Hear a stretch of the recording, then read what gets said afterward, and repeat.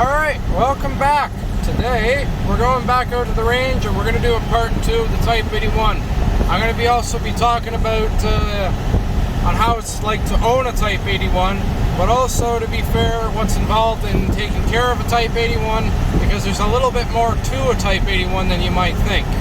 So, I'm on the road now. We're now going to go ahead and, we're going to skip to the range. And yeah, I'll see you guys in a bit, okay? Alright, welcome back. I'm now out in the bush again, as you can see. This is now a part 2 video of the Type 81. And I'm going to be discussing the cleaning process of this gun. But I'm also here to also shoot this gun again, because this gun's a lot of fun to shoot. So there is some... So for anyone who is not familiar with cleaning a gun, I will be honest, this is not a fun gun to clean. This gun has rusted in areas that I never thought was possible to rust into. So, I'll get into that later on how to actually clean this gun properly. I'm going to show you where to clean it, how to clean it, but I'm not actually going to clean it too much, because, yeah,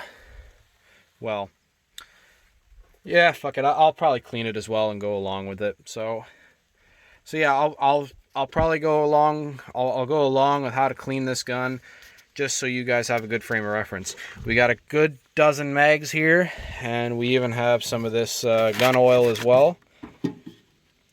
I'm not sponsored by the way. Now, if you're cleaning a gun, I highly recommend that you get a gun cleaner. This is good for removing that corrosive primers that people tend to use when you buy surplus ammo. All right, so now that we got that out of the way, let's get to shooting. All right, so I got my magazines here. It is a little rainy out here, but that shouldn't be too much of a problem. There's that mint Jeep right there with the gas can strapped to the side of it. It's a great little rig. So it is a little rainy, but I can assure you that I oiled this gun up thoroughly. In fact, I used a lot of oil actually, because I had to clean this gun pretty badly. Mainly because I didn't do a good enough job cleaning it the last time, and it kind of rusted in some areas that I didn't think it was possible. So now we're going to get to shooting it. I'm going to shoot this one-handed, but it's on the bipod, so it won't be a big deal. Just got to reload the gun and get to shooting position. All right, we have a first-person perspective of this gun. Let's get to shooting. Oh, I gotta get the bipod just set it just right. See if I can get you. Yeah, right there's good enough. Ooh, that was a nice kick. Oh, did it fail? Did it fail the cycle? Oh, the gas regulator. One sec. I have the gas regulator set to 0. Fuck, just. There we go. Ugh.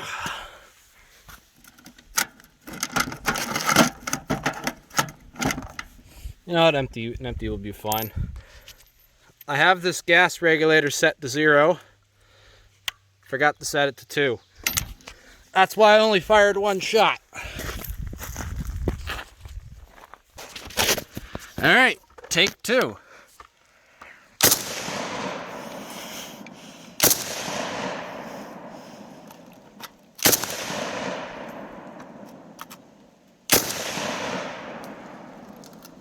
Alright, I gotta reload. Let's see if I can get a shot of this. Oh, I dropped it. Alright, go a little bit further. How about that horse? Oh, I think I hit it. Oh yeah, I hit it. Oh, I might have missed it actually.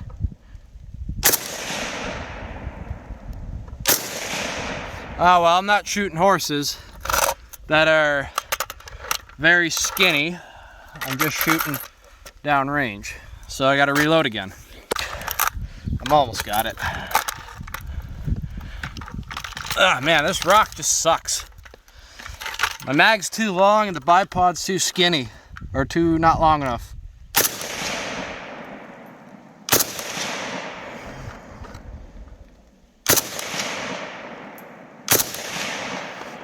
Alright, and one more for that thing just by the leg of the horse. I think I hit it. Aw, darn. I can't get an iron sight perspective.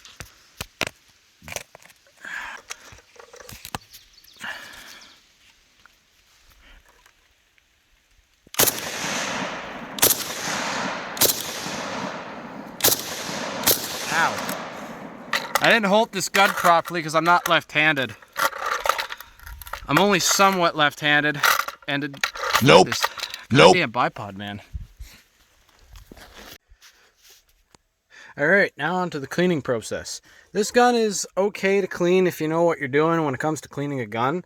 It's fairly easy to clean this gun if you know what you're doing, but if you're inexperienced, I highly recommend that you get a little bit more experience in cleaning guns itself. And because this gun, you can miss a lot of crook and crannies. I know I did, so, and the last thing you want to do is rust your beautiful Type 81 out. So, we're gonna get down to disassembly. So I have no bipod for my phone camera, so I'll try to do this as best as I can.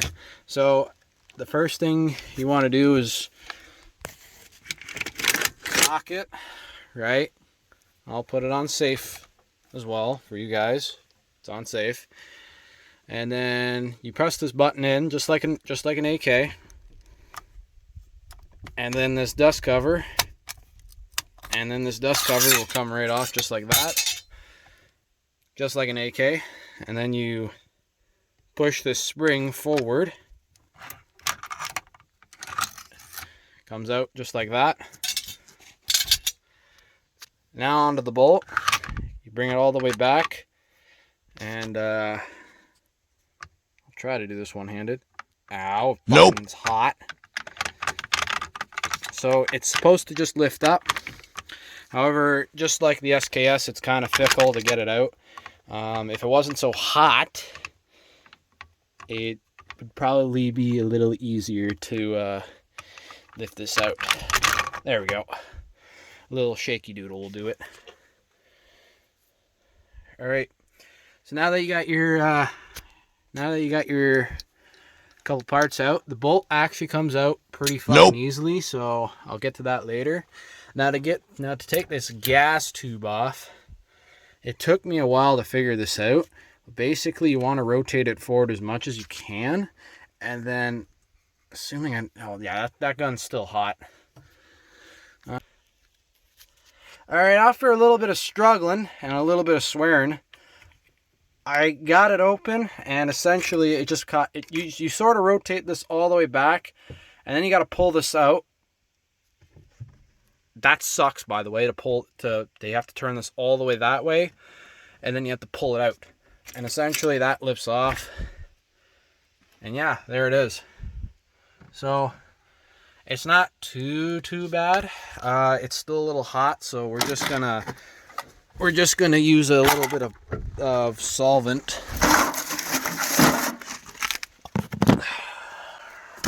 We're just gonna use a little bit of this, just to help get rid of that corrosive properties.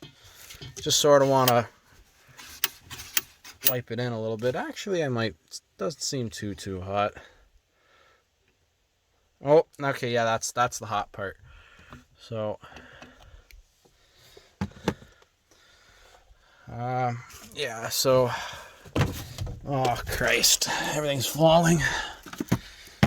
Everything's falling out of my Jeep. I need a truck, not so much a Jeep. But hey, this is the only truck I guess I could say I could afford. So to pull that out, you have to have the gas selector on either 1 or 2, and it literally you can pull this out along with the spring and actual piston itself.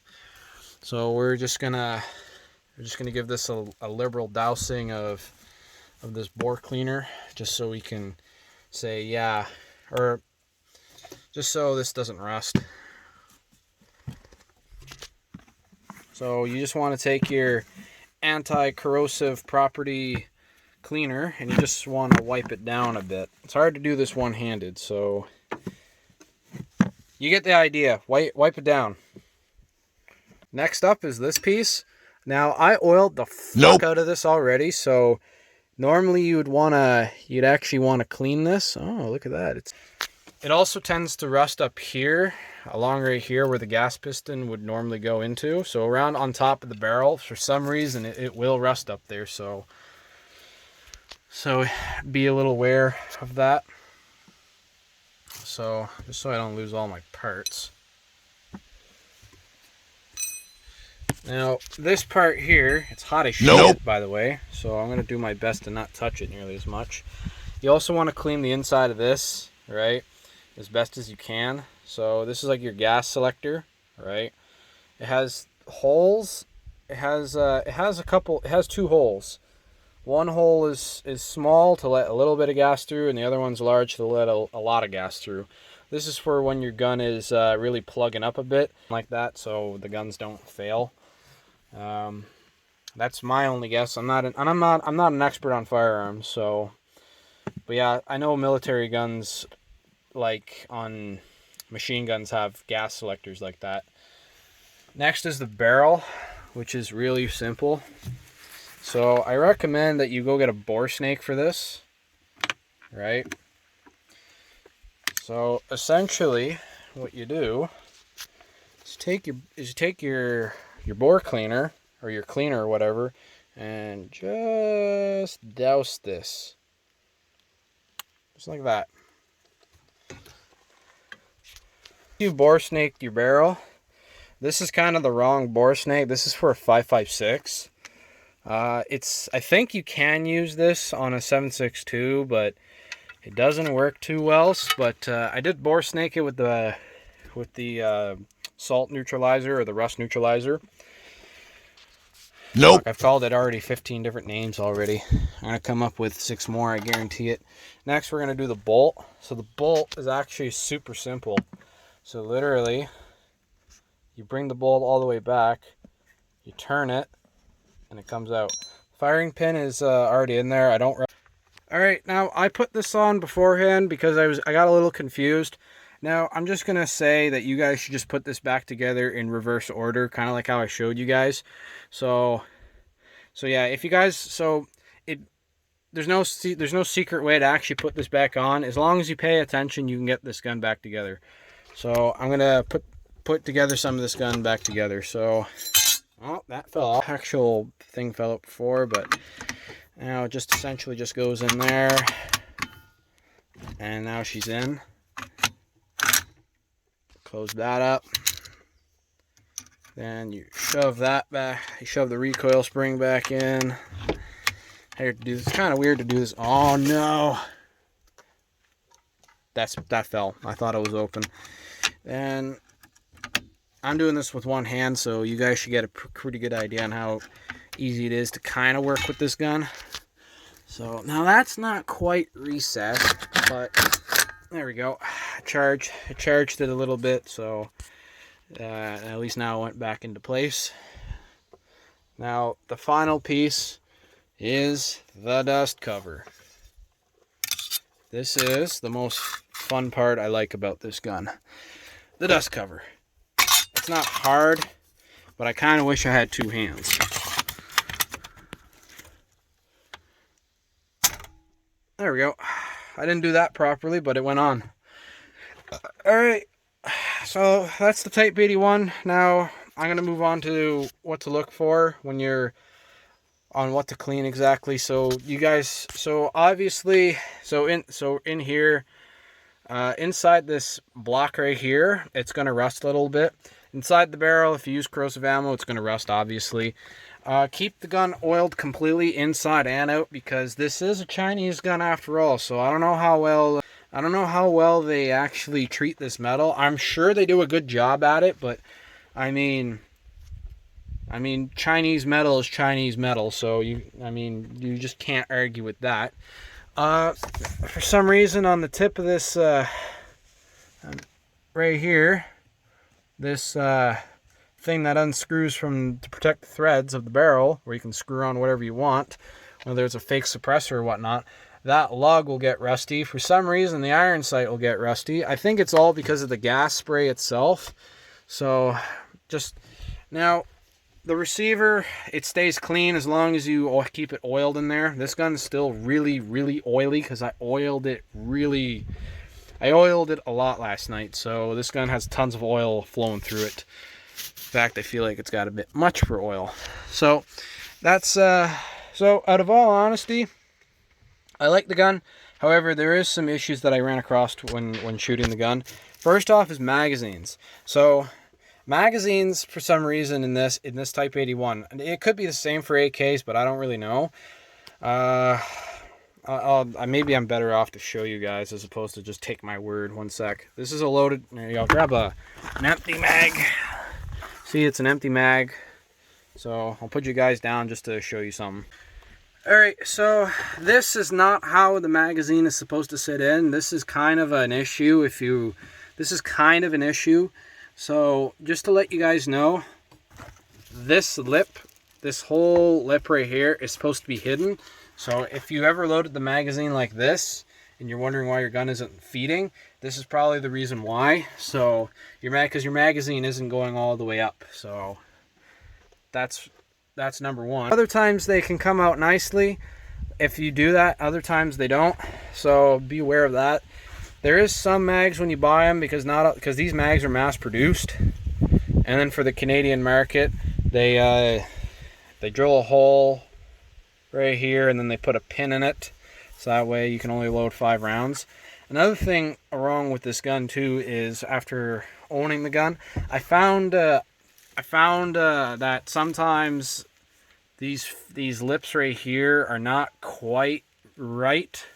So I don't know if filing them down a little bit will help because sometimes with some mags, when you load the gun and then you empty it and then you try to take the mag out, sometimes the mag won't come out at all. Like you can't actually can't move this at all. I don't know if a bigger lever will help. Like I don't know if you could put a bigger lever on this to make it easier to pull it out, or something easier. You can probably just file down the top of this ridge right here, and that'll solve your issues. So, and then there's also a little split that I seen inside like on this cover itself, on the actual steel part of this cover. I saw a split. It's probably not a big deal considering the fact that this gun is a mass-produced gun and it probably has quality control standards that it probably already met. So overall, this gun's pretty nice. It is a bit of a maintenance nightmare to work with if you don't know what you're doing. So I own several rifles and one shotgun, and I even had a little bit of issues taking this gun apart, mainly because I never taken apart an AK style rifle before. I took apart an SKS, but this is kind of a little different to an SKS. So I hope you guys like this video on shooting and how to take care of this gun. So my techniques are for now taking care of the gun. Obviously, I hope I helped you with your Type 81 to help you keep it clean, or I helped you persuade you to buy one, or swayed you to not buy one. Whatever the case, this is a fun gun, but as long as you take care of it, I probably missed a lot of stuff that can go wrong with this gun that you need to make sure you get. So anyways, I gotta get going because I am sweating like crazy, and also I gotta get back. So I hope you guys like this video. So fun thumbs up, I guess. See you later.